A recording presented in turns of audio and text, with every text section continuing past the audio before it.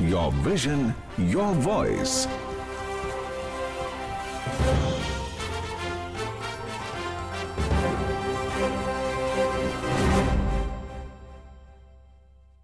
नमस्कार वंदे मातरम साथियों, आप सुन रहे हैं programme air next FM rainbow 102.6 megahertz पर मेरे यानी अनुपम के साथ। जैसा कि आप सब जानते हैं कि अपने देश में आज़ादी का 75वां वर्ष बहुत ही धूमधाम से पूरे देश में मनाया जा रहा है और इसके तहत देश में अलग अलग आयामों के माध्यम से कार्यक्रम अनवरत किए जा रहे हैं, जो कि अपने आप में एक बहुत ही गौरव का विषय है। मैं पूरे उत्साह और उमंग के साथ एयर नेक्स्ट कार्यक्रम में आप सभी का स्वागत करता हूं। दोस्तों, कार्यक्रम की शुरुआत दो पंक्तियों से करना चाहूँगा।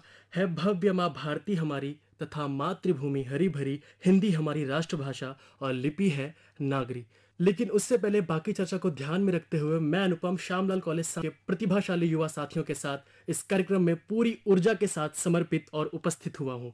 और इससे पहले मेरे युवा साथी अपने विषय के हवाई जहाज पर बैठकर अपने शब्दों से उड़ान भर ले, उससे पहले चलते हैं परिचय की ओर। आदर, अभिनंदन, आदाब, नमस्कार मित्रों। मेरा नाम अंजलि कनौजिया है। मैं बीए हिंदी विषय तृतीय वर्ष की छात्रा हूँ। अगर बात कही जाए मेरी रुचियों की, तो मुझे हिंदी साहित्य पढ़ना बहुत पसंद है। खासकर कविताएं लिखना और पाठ गान करना मेरा बहुत पसंदीदा है। और इसके साथ मुझे समाज के साथ जुड़कर भी काम करना बहुत पसंद है। इसी कारण मैं अपने कॉलेज के NSS और इको जैसे सोसाइटीज़ में जुड़ी हुई हूँ और मुझे बहुत अच्छा लगता है। धन्यवाद। नमस्कार सभी को, मेरा नाम कशिश सिंह है। मैं करेंटली पॉलिटिकल साइंस ऑनर्स में ग्रेजुएशन कर रही हूँ और मेरी हॉबीज़ हैं public speaking, writing and reading. नमस्कार मित्रों, मेरा नाम सर्वेश मौर्य है। मैं जौनपुर ज़िले का निवासी हूँ। मैं अपनी ग्रेजुएशन दिल्ली विश्वविद्यालय से कर रहा हूँ। अगर मैं अपनी रुचियों की बात करूँ तो मुझे बैडमिंटन खेलना बहुत पसंद है। सभी को प्रणाम, मेरा नाम भारत है। मैं अभी ग्रेजुएशन के 3rd ईयर में हूँ और अगर मैं अपनी रुचियों की बात करूँ तो क्रिकेट खेलना और किताबें पढ़ना मुझे बहुत पसंद है। हेलो दोस्तों, मेरा नाम हर्षित है। मैं बीए हिंदी विषय से कर रहा हूँ और अगर मैं अपनी रुचियों की बात करूँ तो मुझे क्रिकेट देखना बहुत पसंद है। क्रिकेट में अगर मेरी टीम जीतती है तो मैं पंजाबी सॉन्ग सुनता हूँ, अगर हारती है तो अरिजीत सिंह के सॉन्ग सुनता हूँ और मैं एनसीसी से जुड़ा हुआ हूँ। सभी को नमस्ते, मेरा नाम अनुपम तिवारी है। मेरी हॉबीज़ हैं सिंगिंग, एक्सप्लोरिंग, ट्रैवलिंग। मुझे घूमना बहुत ज़्यादा पसंद है। आगे रुक करने से अच्छा है कि पहले हम क्यों ना एक प्यारा सा गीत सुनते हैं। तो किसकी पसंदीदा गीत चलाया जाए? तो मैं सुनना चाहूँगा 1 बिलियन मूवी का बंजारा सॉन्ग।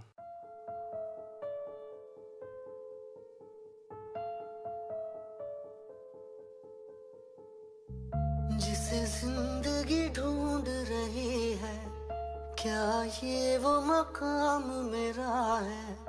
यहाँ चैन से बस रुक जाऊं, क्यों दिल ये मुझे कहता है? जज्बात नए से मिले हैं, जाने क्या असर ये हुआ है। एक आस मिली फिर मुझको, जो कबूल किसी ने किया है। हाँ, किसी शायर की गजल जो दे रूह को सुकून के पल, कोई मुझको यूं मिला है जैसे बंजारे को घर। नए मौसम की सहर या सर्द में दोपहर, कोई मुझको यूं मिला है जैसे बंजारे को घर।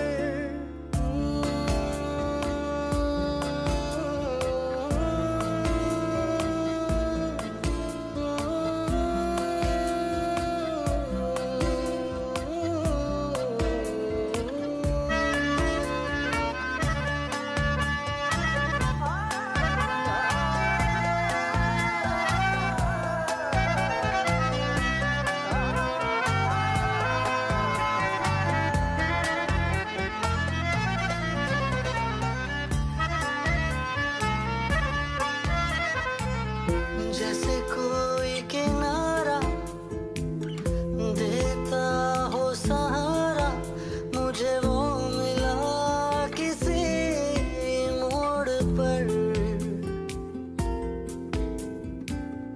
कोई रात का तारा करता हो जाला, वैसे ही रोशन करे वो शहर।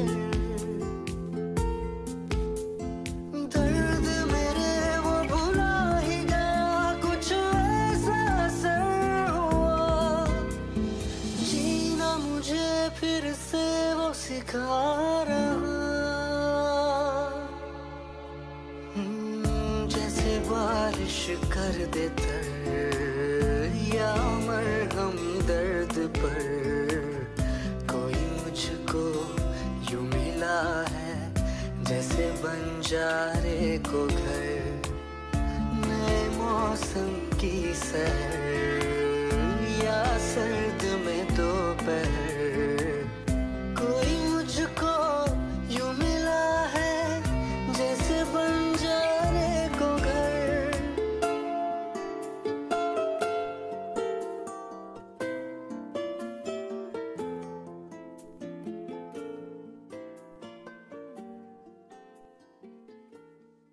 बहुत ही खूबसूरत गाना था ये।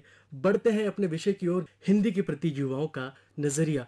तो सबसे पहले भारत, आप बताइए आपके नजरिए से आज का युवा हिंदी के बारे में कैसे सोचता है? तो अनुपम जी, अपने संवाद की शुरुआत में एक प्रश्न से करता हूँ कि हिंदी आपकी मातृभाषा है या आपके लिए मात्र एक भाषा है?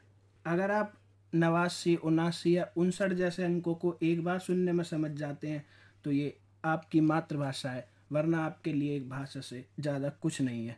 और अगर मैं हिंदी की बात करूं तो हिंदी वैसे तो सैकड़ों वर्ष पुरानी है, पर जिस हिंदी को हम आज पढ़ते लिखते और बोलते हैं वह करीब 120 वर्ष जितनी ही पुरानी है। और हिंदी जो राष्ट्र साहित्य में वीर रस की आवाज़ बनकर गूंजी, सल्तनत काल में अमीर खुसरो की पहेलियों में भी देखी गई, मध्यकाल में कबीर तुलसी मीरा की आवाज़ बनी, रंगीला के दरबार में घनानंद तदाबाद में गालिब की शायरों में भी देखी गई, 19वीं शताब्दी में आज़ादी के लिए लड़े गए प्रत्येक आंदोलन की आवाज़ भी बनी। परंतु एक विरोधाभास ये भी हुआ कि अंग्रेजी राज से आज़ादी के बाद ही जब हमारे प्रथम प्रधानमंत्री जी ने जो भाषण दिया वह अंग्रेजी में था, जिसे हम अ ट्रस्ट विद डेस्टिनी के नाम से जानते हैं। और मैं एक बात और कहना चाहूँगा, महात्मा गांधी जी ने एक बार कहा था कि जिस प्रकार अंग्रेजी को ब्रिटेन में राष्ट्रभाषा का दर्जा प्राप्त है, वही दर्जा हिंदी को भारत में भी प्राप्त होना चाहिए। तो कशिश, चलते हैं अब आपकी ओर। आप बताइए आज का युवा हिंदी को किस नजरिए से देख रहा है? मेरे विचार से कहीं ना कहीं 75 करोड़ लोगों द्वारा बोली जाने वाली इतनी प्रबल और पावरफुल हिंदी भाषा का यूसेज यूथ में थोड़ा कम हो गया है। पर मैं इसका रीज़न शर्मिंदगी या फिर एम्बैरसमेंट तो बिल्कुल नहीं कहूँगी, पर मेरे अनुमान से इसका मेन रीज़न है कि मैं एज अ यूथ अपने व्यूज़, अपने विचारों को इंग्लिश में प्रेजेंट करने में थोड़ा ज़्यादा कंफर्टेबल महसूस करती हूँ। और इसका मेन रीज़न है जिस प्रकार के माहौल में मेरा पालन पोषण हुआ है, मेरी नर्चरिंग हुई है, एवं मेरी स्कूली शिक्षा जो कि पूरी इंग्लिश मीडियम में थी। तो हिंदी के साथ तो 10th क्लास के बाद ही साथ छूट गया था। उसके अलावा स्कूल के सभी कार्यक्रम जो होते थे वो इंग्लिश में ही ऑर्गेनाइज कराए जाते थे। तो हिंदी में रुचि होने के बावजूद भी एक सही प्लेटफॉर्म न मिलने के कारण मेरे हिसाब से एक फॉर्मल स्पेस पे भाषा से थोड़ी दूरियां हो गई हैं। हालांकि आज एयर नेक्स्ट के इस मंच से मुझे एक बहुत अच्छा प्लेटफॉर्म मिला जिसमें मैं हिंदी से फिर जुड़ गई हूँ, जहाँ मैं अपने व्यूज़ हिंदी में रख पा रही हूँ। अपार्ट फ्रॉम दिस मेरा एक और रीज़न है कि जो आज का ग्लोबलाइज वर्ल्ड है, इसमें इंग्लिश को एक यूनिवर्सल लैंग्वेज का दर्जा दे दिया गया है। So India is also not an exception after LPG reform जो हुए 1991 में। तो अगर आज का यूथ अपना करियर MNCs में देखता है तो उसके लिए इंग्लिश कम्युनिकेशन उसकी, मैं कहूँगी, CV का एक प्लस पॉइंट होता है। पर साथ ही साथ मैं ये भी मानती हूँ कि किसी भी प्रकार की डेवलपमेंट हिंदी लैंग्वेज की इम्पोर्टेंस को कम करके नहीं किया जा सकता। और इसके लिए हमारे सामने रियल लाइफ एग्जाम्पल्स हैं। फॉर एग्जाम्पल चाइना है, रशिया है, जिन्होंने इतने ग्लोबलाइज वर्ल्ड में भी अपने नेटिव लैंग्वेज को प्रिजर्व करके रखा है। बट ऐसा बिल्कुल नहीं है कि we are not working towards it. अभी हाल ही में introduced NEP, new education policy, हमारे लिए एक रे ऑफ होप हम कह सकते हैं, जिसमें बहुत सारे प्रोएक्टिव मेजर्स लिए गए हैं इस डायरेक्शन में, जिसमें उन्होंने होम लैंग्वेज और मदर लैंग्वेज पे बहुत एम्फेसिस किया है। क्योंकि आत्मनिर्भर आई गेस होना सिर्फ यही नहीं होता कि आप प्रोडक्ट्स अपने कंट्रीज में प्रोड्यूस करें, बट ये भी होता है that it is also about being आत्मनिर्भर विद योर लैंग्वेज। सर्वेश, आपके नजरिए से क्या लगता है? धन्यवाद अनुपम। जहाँ तक सवाल है कि हिंदी भाषा पर नजरिए की बात करें तो मेरा मानना यह है कि जो हमारी हिंदी भाषा है वो हमारी भारतीय सभ्यता, संस्कृति और समाज की पहचान है और आत्मा है। इस बात में तो कोई भी संदेह नहीं है कि 21वीं सदी में कोई भी भाषा ऐसी नहीं है जिसको चुनौतियों का सामना नहीं करना पड़ रहा है। हाँ, हम यह कह सकते हैं कि किसी भाषा के सामने चुनौतियां कम हैं तो किसी भाषा के सामने चुनौतियां ज्यादा हैं। सभी जानते हैं कि जो हमारी मातृभाषा अपनी पहचान बनाए रखने के लिए बहुत सारी मुश्किलों और चुनौतियों का सामना कर रही है। अगर हम बात करें तो इंटरनेट क्रांति के बाद इंग्लिश भाषा का विकास जितनी तेजी से हुआ है उतनी तेजी से हिंदी भाषा का विकास नहीं हुआ है। जिस प्रकार लैपटॉप और मोबाइल से जुड़ते ही हम इंग्लिश दुनिया में आ जाते हैं, उसी प्रकार हमें हिंदी के विकास के लिए भी कार्य करने चाहिए ताकि मनुष्य हिंदी भाषा से जुड़े और उसका विकास हो सके। भाई मुझे लगता है कि बहुत हो गया, थोड़ी बहुत मस्ती मजाक, थोड़ा गाना क्यों ना हो जाए। तो क्या राय है आप सबकी? बिल्कुल सही कह रही हो अंजलि। चलिए फिर कौन सा गाना सुना जाए इस बार? अरे मुझे लगता है ना वो गाना सुनना चाहिए, ऑल इज वेल। तो चलिए शुरू करते हैं।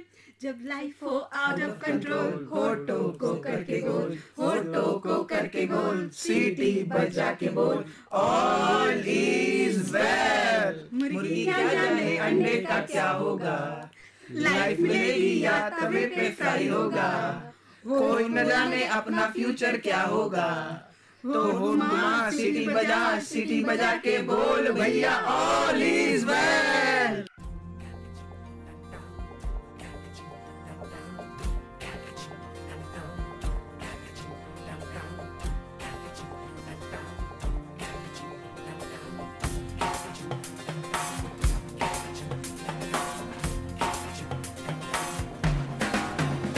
जब लाइफ हो आउट ऑफ कंट्रोल, होठों को करके गोल, होठों को करके गोल, सीटी बजा के बोल। जब लाइफ हो आउट ऑफ कंट्रोल, होठों को करके गोल, होठों को करके गोल, सीटी बजा के बोल।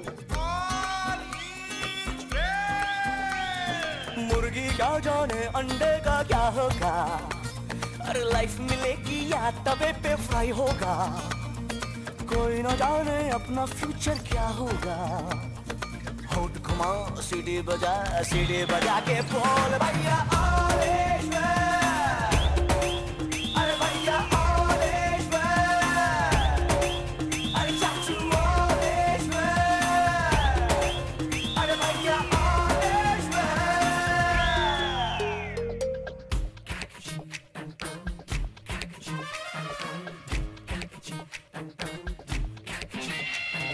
कंफ्यूजन ही कंफ्यूजन है, सॉल्यूशन कुछ पता नहीं, सॉल्यूशन जो मिला तो साला क्वेश्चन क्या था पता नहीं। दिल जो तेरा बात बात पे घबराए, दिल पे रख के हाथ उसे तू फुसला ले, दिल इडियट है प्यार से उसको समझा ले, होठ घुमा सीटी बजा के बोल भैया ऑल इज वेल, अरे भैया ऑल इज वेल, अरे चाचू ऑल इज वेल, अरे भैया ऑल इज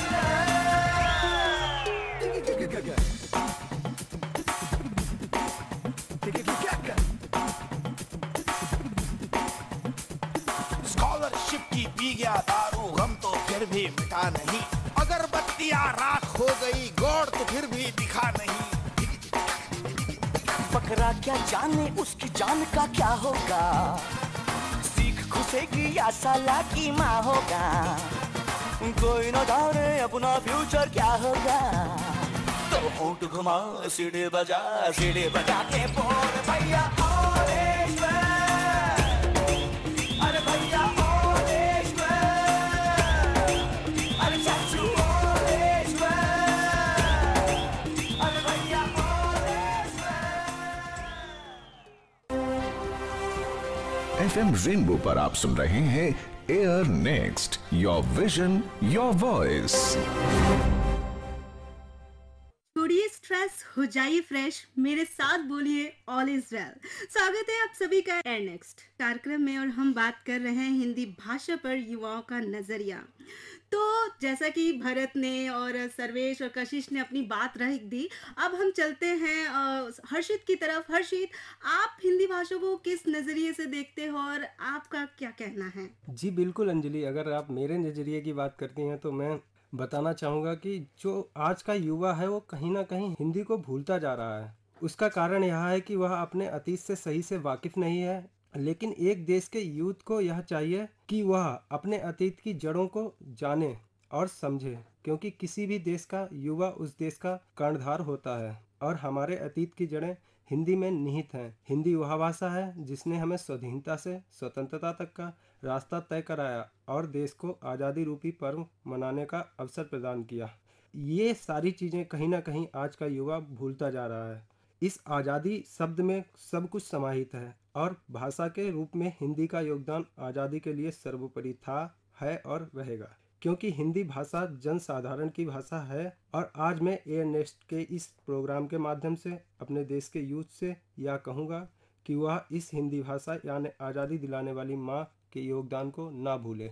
जब हम माँ शब्द की बात करते हैं तो हमारे कर्तव्य कुछ और हो जाते हैं। धन्यवाद। बहुत ठीक फरमाया हर्षित आपने। मुझे लगता है कि हिंदी भाषा का स्थान सर्वोपरि था, है और रहेगा। चलिए, तो इसी के साथ हम आगे बढ़ते हैं और बात करते हैं अनुपम से। अनुपम जी, आपका क्या राय है हिंदी भाषा को लेकर? मैं अपनी बात को आगे रखूं उससे पहले मैं मैथिली शरण गुप्त जी की दो पंक्तियां आप सभी के बीच रखना चाहूँगा। हिंदी क्या थी, हिंदी क्या हो गई और हिंदी क्या होगी अभी, आओ मिलकर विचार करें ये समस्याएं सभी।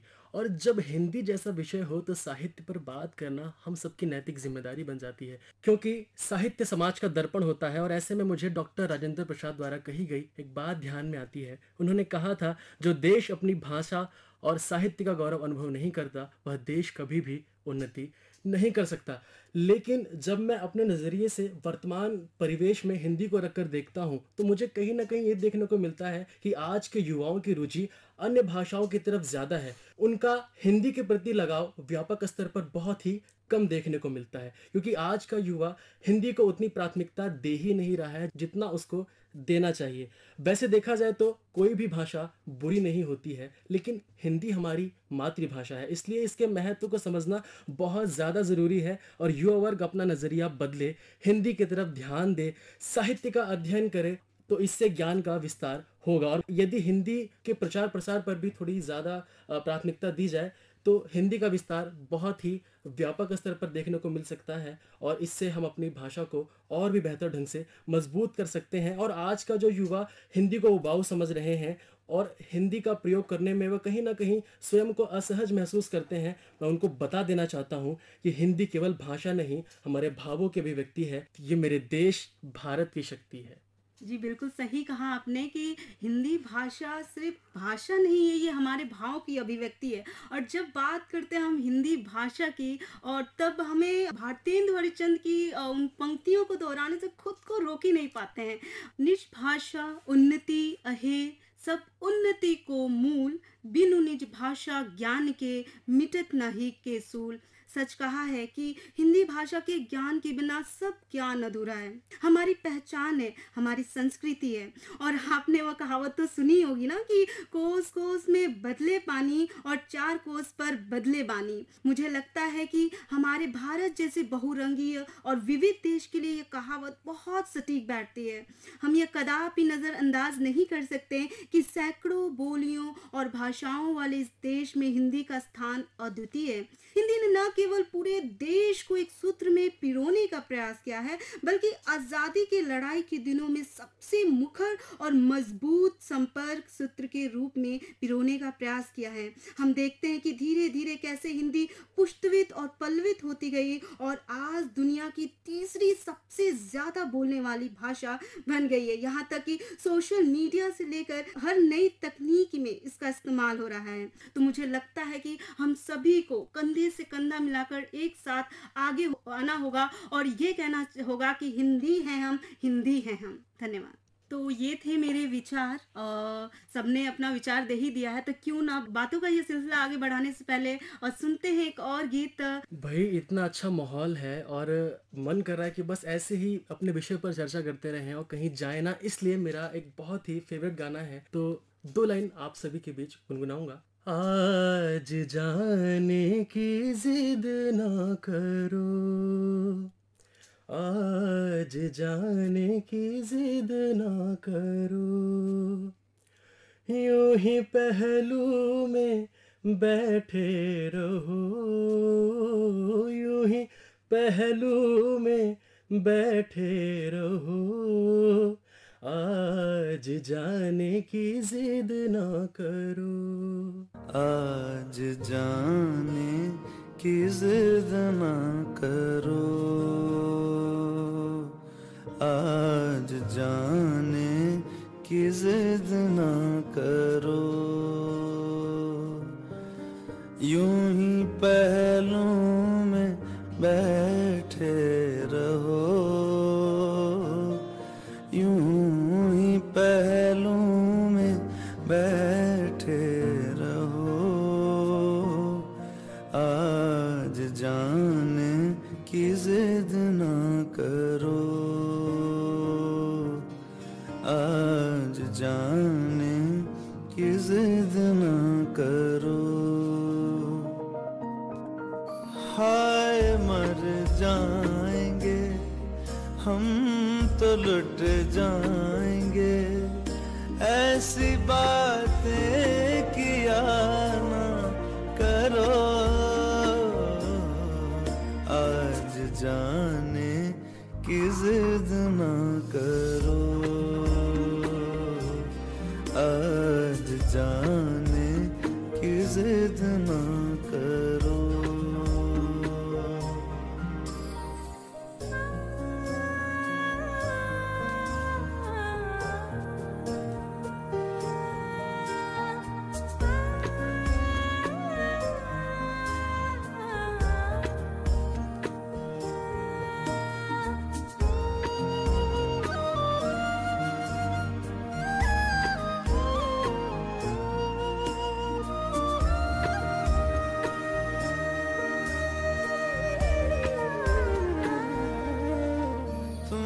सोचो जरा क्यों न रोके तुम्हें,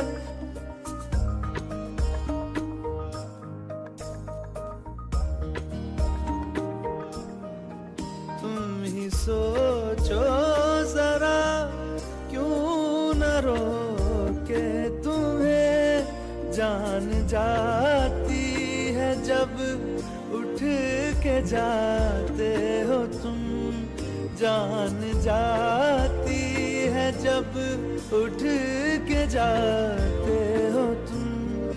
तुमको अपनी कसम जाने जा, बात इतनी मेरी मान लो। आज जाने की जिद ना करो, आज जाने की जिद ना करो। FM रेनबो पर आप सुन रहे हैं AIR Next, your vision your voice. AIR Next कार्यक्रम में आप सभी का पुनः स्वागत है। मैं हूं अंजलि और हम बात कर रहे हैं हिंदी भाषा पर युवाओं का नजरिया। मित्रों, चूंकि हम सभी को पता है कि हम आज़ादी का अमृत महोत्सव का 75वीं सालगिरह मना रहे हैं, तो हम सभी ने जरूर हिंदी भाषा को लेकर एक छवि का निर्माण किया होगा। तो मैं जानना चाहती हूँ मेरे अभी जो सहपाठी हैं कि आज़ादी की 100 वर्ष पूर्ण होने के बाद आप हिंदी को किस मुकाम पर देखना चाहते हैं और इसके लिए आपका क्या योगदान रहेगा। शुरुआत हम भरत से करते हैं, आप बताइए भरत। जी धन्यवाद अंजलि। तो अगर मैं अपने विचारों की बात करूं कि आने वाले 25 वर्षों में जब हम आज़ादी का 100वां अमृत महोत्सव मना रहे होंगे, तो हिंदी की स्थिति मुझे लगता है बहुत अच्छी है अगर हम अध्ययन और अध्यापन में अगर हिंदी के विकल्प को भी शामिल कर लेते हैं। और जब मैं हिंदी के विकल्प की बात करता हूँ तो मतलब मेरा कतई नहीं है कि हम सिर्फ हिंदी साहित्य के अध्ययन की बात करें। मेरा मतलब है कला, वाणिज्य और विज्ञान के अंदर भी अगर हम हिंदी में अध्ययन के विकल्प को ले आएँ तो ये बहुत अच्छा होगा। क्योंकि अभी हम देखते हैं जो भारत की जो बड़ी बड़ी प्रौद्योगिकी संस्थान है जैसे IITs, वहाँ जो अधिकतम जो अध्ययन होता है वो सिर्फ अंग्रेजी में होता है। पर अगर हम वहाँ हिंदी का भी विकल्प ले आएँ तो हिंदी का जो भविष्य है वो भारत में बहुत अच्छा हो जाएगा। असलियत में मैं मानती हूँ कि हिंदी का विकास तब होगा जब एक हिंदी में क्योंकि हम लोग सब यहाँ यूथ हैं, जब एक हिंदी में ग्रेजुएट करने होने वाला स्टूडेंट वो अपने हायर एजुकेशन में भी हिंदी एज ए सब्जेक्ट ले, और वो हिंदी मात्र इसलिए नहीं ले क्योंकि उसके पास और कोई नया दूसरा ऑप्शन नहीं था, पर वो Hindi as a honour subject इसलिए ले क्योंकि जनरली उसे इस लैंग्वेज को सीखना था, उसे इस लैंग्वेज में इंटरेस्ट था। Also job creation is a very important in this sector. और जब हम आत्मनिर्भर भारत की बात करते हैं तो ये बहुत इंपॉर्टेंट हो जाता है कि हमें आज की यूथ में और आत्मनिर्भर हिंदी लेखक, राइटर और कंटेंट क्रिएटर की ज़रूरत है। मैं अगर अपनी बात रखूं कि जैसे 25 वर्ष बाद आज़ादी के 100 साल पूरे हो जाएंगे, तो हिंदी जहाँ तक मुझे लगता है हिंदी के विकास के लिए हमें और कार्य करने चाहिए। जैसा कि हमें शिक्षा में भी इसे बढ़ावा देना चाहिए, और जितने भी हमारे जैसे लैपटॉप हो गए, इन मोबाइल हो गए, इन सबको जोड़ना चाहिए ताकि हिंदी भाषा का ज़्यादा से ज़्यादा विकास हो सके। अगर मैं इस पे बात करूं कि आज़ादी के 100 वर्ष पूरे होने पर मैं हिंदी को कहाँ देखना चाहूँगा, तो मैं हिंदी को वहीं देखना चाहूँगा जो आज़ादी से पहले की हिंदी थी, जो हर युवा के जवान पे थी, जिसके कारण हमें आज़ादी मिली। तो मैं ये देखना चाहूँगा कि 100 वर्ष के बाद फिर उसको उसी स्थिति में आ जाए। मुझे भी यही लगता है कि जैसा कि मैंने बताया कि मैं अपना जो शिक्षा है वो हिंदी विषय से कर रही हूँ, तो मेरा ये पूरा प्रयास रहेगा कि मैं हिंदी विषय से आगे का पूरा शिक्षा जो है नियंत्रण करूँ, और जो बच्चे हैं उन्हें भी हिंदी भाषा का जो व्यवहारिक ज्ञान है उससे बताऊँ, और जो एक हीन भावना, एक संकोच उनके अंदर घर कर कर बैठा हुआ है, और हमारे जो खुद के हमारे अभिभावक है, हमारे घर के जो सदस्य हैं, जो हिंदी भाषा को एक दोयम स्थिति में देखते, दूसरी स्थिति में, तो मैं कोशिश करूंगी कि वो कम से कम मैं संकोच निकाल सकूं, और ऐसा अगर हो जाए तो मुझे लगता है कि ये मेरे लिए बहुत, मेरा ये सपना पूर्ण हो जाएगा, मेरा यही मानना है। मुझे अभी अंजलि की बात से एक बात ध्यान में आती है कि हिंदी भारतीय संस्कृति की आत्मा है, और उस आत्मा में जान फूंकने का काम वैश्विक स्तर पर ऐसे कई सारे लोगों ने किया है। और जब हम हिंदी को आज के 25 वर्ष बाद देखेंगे तो हमें कहीं ना कहीं ऐसा लगेगा कि हिंदी बहुत ज़्यादा मजबूती से हम सबके सामने आई है। और हमारे देश के, अगर इसको मैं राजनीतिक स्तर पर अगर मैं देखूं, तो हमारे देश के पूर्व प्रधानमंत्री स्वर्गीय श्री अटल बिहारी वाजपेयी जी ने सर्वप्रथम विश्व पटल पर हिंदी को संयुक्त राष्ट्र जैसे प्रभावशाली मंच पर अपनी बात को रखा, और उन्होंने अपनी संस्कृति का व्याख्यान भी किया, और कहीं ना कहीं हिंदी को एक जागृत भाव दिया। और उसी परंपरा को आगे बढ़ाते हुए हमारे देश के प्रधानमंत्री नरेंद्र मोदी जी ने संयुक्त राष्ट्र के असेंबली में हिंदी को बहुत ही प्रमुखता के साथ उठाया, और इसे एक नई ऊर्जा के साथ पूरे देश में एक नए स्वरूप में परिचय करवाया। तो सोचने वाली बात यह है दोस्तों कि जब वो हिंदी के उत्थान में इतने बड़े स्तर पर प्रयास कर रहे हैं, तो हम सबको भी एक छोटी सी पहल जरूर करनी चाहिए। और मेरा आप सभी से एक आग्रह है दोस्तों कि मातृभाषा को मित्र भाषा बनाएं, हिंदी को अपनाएं, खुद पढ़ें, औरों को पढ़ाएं, सबको सिखाएं, हिंदी को आगे ले जाएं। लेकिन याद रहे दोस्तों, हमारी इस सुंदर सी मातृभाषा को मृत भाषा ना बनाएं, मृत भाषा ना बनाएं। और यह तभी संभव हो सकता है जब इस देश का प्रत्येक आम जनमानस हिंदी को प्राथमिकता देगा, इससे प्रेम करेगा और इसे अपनाएगा। और अगर ऐसा हुआ तो मैं पूरे दावे के साथ ये बात कह सकता हूँ कि हिंदी का परचम पूरे विश्व में लहराया जाएगा, और शायद वो दिन दूर नहीं जब अपना देश हिंदीमयी हिंदीमयी हिंदीमयी हो जाएगा। इसी के साथ मैं अपनी बात को ख़त्म करता हूँ। आप सभी स्टूडियो में आए, अपनी अपनी बातों को रखा, इसके लिए आप सभी का बहुत बहुत धन्यवाद। ये मेरा यकीन है कि आज का युवा पीढ़ी सकारात्मक परिवर्तन की मशाल लेकर इस समाज में सदैव तत्पर रहेगा, सदैव आगे बढ़ता रहेगा। बहुत बहुत धन्यवाद। आप सभी श्रोताओं को हमारा प्यार भरा नमस्कार।